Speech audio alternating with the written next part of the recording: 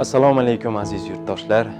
Bilasiz, xabaringiz bor, bundan oldin bir nechta xayriya aksiyalari, ya'ni xalqimizni og'ir kunida, sinov kunlarida yordamga muhtoj oilalarni yo'qlayotgan va yaxshi insonlarni birlashtirgan bir nechta xayriya aksiyalar haqida gapirib o'tgandik.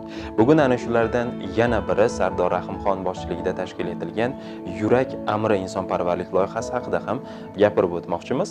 Albatta bularni e'tirof etishimiz kerak, zero bunday insonlarni qo'llab-quvvatlash va ushbu insonparvarlik loyihalarini, ushbu xayriya aksiyalarini yanada doirasini kengroq olib, yanada ko'proq insonlarni jalb qilib, ko'proq yordamga muhtoj, ijtimoiy himoyaga muhtoj oilalarni qo'llab-quvvatlashimiz kerak. Zero bu sinovlar o'tkinchi, ehsonning mukofoti albatta ehsondir. Yurak amri loyihasi ham qisqa muddatda karantin joriy etilgandan so'ng tashkil etilib, qisqa muddatda juda ham ko'plab, ma'lumotlarga qaraganda 3000 dan ortiq oilalarga u ehsonlarni yetib borishida bir vositachi bo'lishgan, sababchi bo'lishgan va hozirda ham ushbu Yurak amri loyihasi Toshkent shahri bo'ylab davom etmoqda va o'z Expo Centerda barcha karantin qoidalariga amal qilgan holda ular o'z faoliyatlarini olib borishmoqda. Assalomu alaykum va rahmatulloh azizlar, aziz hamyurtlar. Sinovli kunlarda sog'-omonmisiz? Hammangizga Alloh kuch-quvvat bersin, tani joningizni sog' qilsin. Bu sinovli kunlardan yorug' yuz bilan xalqimiz bilan omonlikda o'tishni yaratgan egam nasib etsin.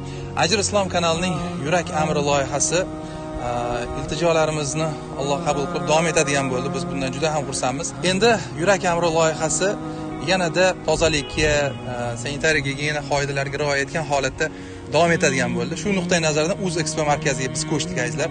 Xuddi o'sha narsa qanday bo'lgan bo'lsa shundayligicha davom etadi. Faqatgina endi sizga yetkazib boriladigan mahsulotlar dezinfeksiya qilinib, yana qaytadan tozalanib, bizni ko'ngillilar ham mana bunday kiyimlarda kasallikni oldini olish maqsadida yana ham mukammalroq faoliyatimizni amalga oshiryapmiz. Insoniyat boshiga va ayniqsa xalqimizning boshiga kelgan bu sinovli kunlarda ijtimoiy himoyaga muhtoj xatlarni, bevalar, yetimlar, nogironlar, keksalarni qo'llab-quvvatlash maqsadida tashkil etilgan Yurak amri bu allaqachon bizni emas, sizni loyihangiz, chunki bu hamma ishni siz qilyapsizlar.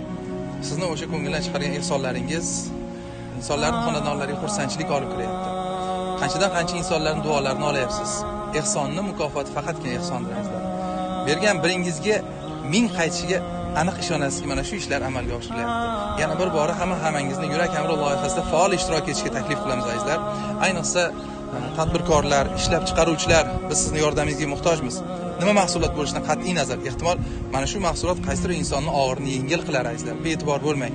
Homiylarimiz bizni kartalarga hisob raqamlari pullarni o'tkazishlari mumkin, naqd pullarni ham olib kelishlari mumkin. Hamma imkoniyatlar mavjud. O'zingiz kelib bo'layotgan ishlardan boxabar bo'lishingiz mumkin. Xohlasangiz ishtirok etsangiz ham bo'ladi. Chunki bu yerda hamma ko'ngillilar va bizni hech qanday manfaat birlashtirayotgani yo'q. Faqatgina Allohning roziligi uchun xalqning xizmatidamiz.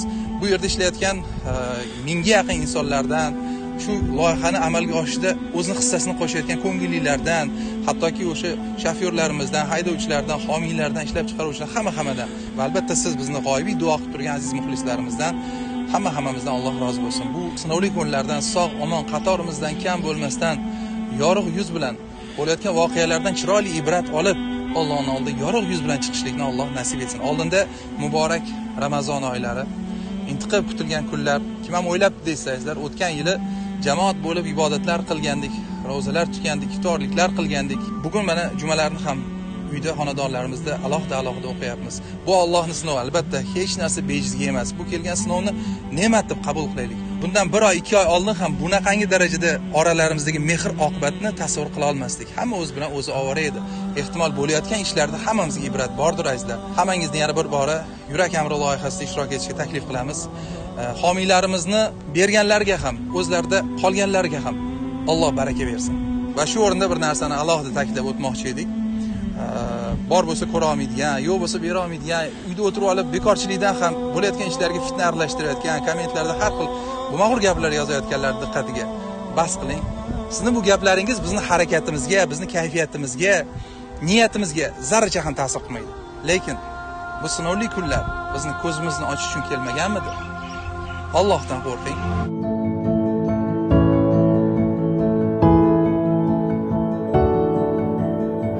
Dunyoligini oxiratlarni obod bilan bergan bo'lsin. Bizga birdi berdinglar, Allohim sizlarga mingni bersin. Meni ham o'g'lim sizlarga o'xshatgan ehson tarqatuvchi, iymonli, ibodatli, e'tiqodli namozxon bola bo'lib yetishsin. Allohim jumla mo'minlar qatorida mana shu qilgan ihsonlarni dargohida qabul aylasin. Robbana atina fid dunya hasanatan va fil oxirati hasanatan va qina azobannar.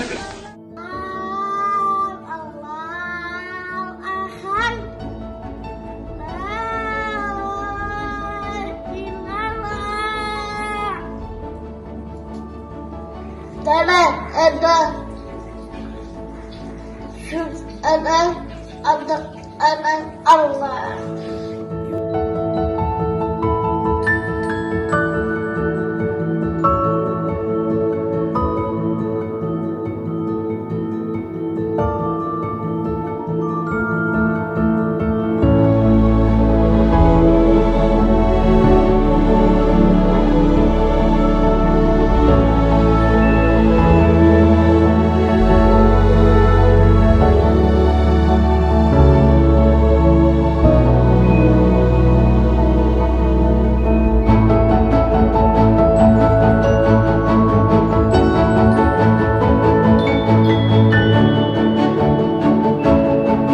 Quvonarlisi shuki, bugun O'zbekistonimizdagi og'ir vaziyatda ijtimoiy yordamga muhtoj oilalar, ayollar, bevalar, nogironligi bor insonlar, kam ta'minlangan insonlarni holidan xabar olayotgan mana shunday qahramonlarimiz bor.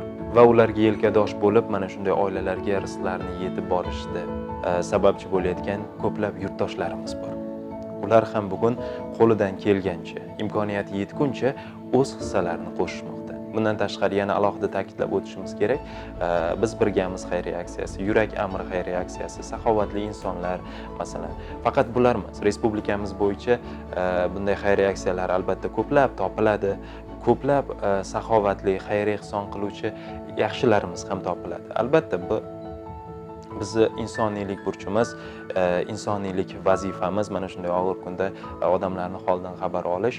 Yana shuni ta'kidlab o'tamiz, ushbu xayriya aksiyalari barcha karantin qoidalari asosida, ya'ni karantin qoidalariga rioya qilgan holda o'z faoliyatlarini olib bormoqda va barcha davlat tashkilotlari, shu o'rinda alohida ta'kidlash kerak, barcha davlat tashkilotlari ushbu xayriya aksiyalari faoliyatiga, ularning ijtimoiy yordamga muhtoj oilalarga rizqlarni, ehsonlarni yetib borishda barcha sharoitlarni yaratib berishmoqda va ularga qo'ldan kelgancha yordamlarni ayashmayapti.